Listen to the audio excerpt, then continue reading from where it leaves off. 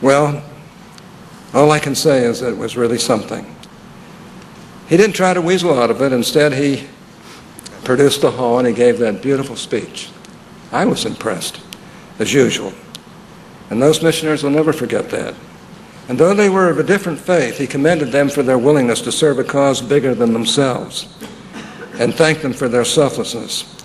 This is just one example of the graciousness of my dear friend Ted Kenny.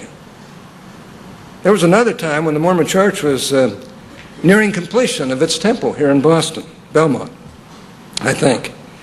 I was approached by several people working in the temple and informed that the city would not allow a spire to be placed on the top of the temple with an angel on top of it, as is customary on Mormon temples. Now, I immediately called Ted and asked for help. Not long after that conversation, he called me back and said, quote, "All of Western Massachusetts will see the angel Gabriel on the top of the Mormon temple." Though I was tempted to leave it alone, I had to inform Teddy there was actually the angel Moroni, a prominent figure in the LDS faith. And at that point, Teddy replied, "Does this mean I'm going to get another Book of Mormon for Christmas?"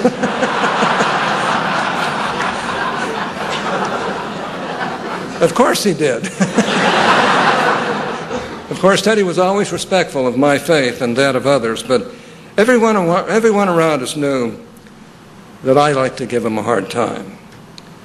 One thing that has been recounted in the tributes of the last few days has been Teddy's dedication to his family. Whether it was been to his own children, to his mother, to his nieces and nephews, or to his siblings, I can attest to this. After I'd spent some time getting to know the Kennedy family, Eunice started interceding for me when Ted and I disagreed. I love, to this day, Eunice Kennedy Shriver and Sergeant Shriver.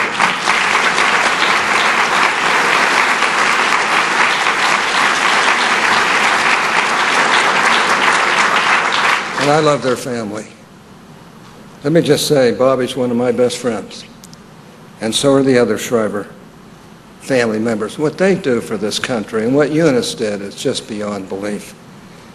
Well, whenever we weren't getting along really well, Eunice told Teddy one day, she said, "I don't want you mistreating that nice young Senator Hatch from Utah." I'm only a couple years younger than he. But it was just wonderful to have her stand up for me. And when he and I had really tough trouble reaching an agreement on really important occasions, and he'd get real recalcitrant and bullheaded and his back would go in the air, I'd say, "All right, Teddy, I'm going to go see Eunice." He'd say, "Oh, no, don't do that." I said, "Don't do that, we'll work it out." He said, "We'll work it out." Well, Eunice had a great effect on both of us, and we both loved her very, very much. The love Teddy had for his family provided him with insight and empathy for others. This was reflected in his views on policy and in his dealings with his friends. When I lost my parents, I might add, when Teddy lost his wonderful mother, I snuck up here to Boston. I didn't tell him I was coming, and I just thought I would sneak into the back of this beautiful Catholic church and just pay my respect. But they caught me, and he moved me right up close to the family. When I lost my parents, Ted was there with empathetic words and sincere sympathy. Ted was a man experienced with facing family tragedy, having grieved more than his share, and yet he became the stronger for it. He and Vicki flew to Utah to attend my mother's funeral. I didn't know they were coming. It was a gesture that will always mean a great deal to me. It was in that humble Mormon church, and I had to give the eulogy, so he was right on the front row with my family, and I just gave him the business as much as everybody else. But it was wonderful, and I'll never forget it. I love Vicki Kennedy as well. She's been a tremendously wonderful wife to my friend Ted.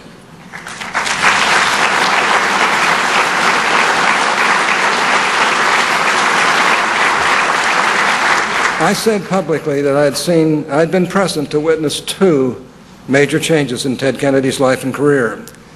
The first was after the elections of 1980. Freed from the pressures that come with presidential ambitions, Teddy returned to the Senate with a singular focus on accomplishing his legislative goals, on building consensus and doing good for the American people. The second change was, for those that knew Teddy, I think much more profound. It was when he met and married Vicki. Before he met Vicki, Teddy was often burdened by the stresses that came with his life. Whether it was being patriarch to one of the most visible families in the country or being a prominent legislator, true enough, on the surface, it seemed that Teddy had life that most people could only dream of. But I think at times the pressures that came with that life left him unable to enjoy it. That all changed when he met Vicki. Vicki was the love and light of Teddy's life. Their marriage in many respects saved Teddy.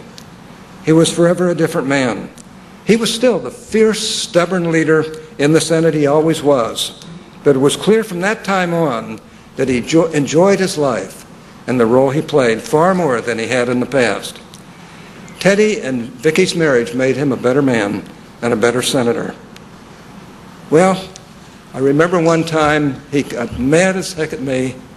He demanded to come to the office. I brought him in, and he started yelling at me. And finally, I just said, wait a minute. I said, I wrote a song for you and Vicki. He said, you did? I said, yeah. I said, you want to hear it? He said, oh, yeah. He forgot all about his anger. I just had a little cassette, and I played it for him. He said, I got to have that. I got to have that. It was called Souls Along the Way. Actually, that song was in Ocean's 12. You can't hear it, but it was in there. I could hear it, just barely. Here I was, working as usual, and I think July 3rd of that year in Salt Lake City, and I get this phone call from Ted Kennedy. He was out on his boat, as usual. And he said, Orrin, he said, I just played that song for Vicki. He said, she's over there crying at the end of the boat. He said, she loved it. I said, that's great. I said, why aren't you working like I have to work? And he just laughed because he knew that his life was a far different one from mine. And I laughed too because I knew it as well. On my way back today, let me just say that I thought about our relationship and how much I sorely miss him. A couple of months ago, we met for our last hour together, had pictures taken together. That means so much to me. And I have to say, it was a wonderful occasion. And I miss fighting in public and joking with him in the background. I miss all the things that we knew we could do together and that he would do with others as well. On the way back today, I just thought about the Apostle Paul, who shortly before his death wrote, "For I am now ready to be offered, and the time of my departure is at hand. I fought a good fight. I have finished my course. I have kept the faith." So as I came back, I just wanted to write a few thoughts down in my own handwriting, and I hope you won't mind if I read them to you just before I finish. Some are weak, and some are strong. Some people go along to get along. Some people are larger than life. Some are born in poverty. Some are born in wealth.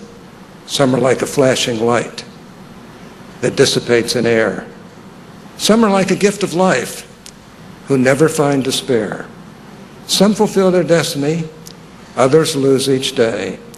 Some are filled with daily joy, while others waste away. Some are like my liberal friend. God be with you till we meet again. In the end, the good things won. He leaves the earth a better place. In the end, we all can smile. He cared for all the human race. In the end, we all look back and see the many things. In the end, we all look up. He's carried there on angels' wings. In the end, those in repose are greeting as we speak. In the end, the darling rose no longer has to seek. I will miss my Irish friend. God be with you till we meet again. God bless this family. God bless all of you. Thanks so much.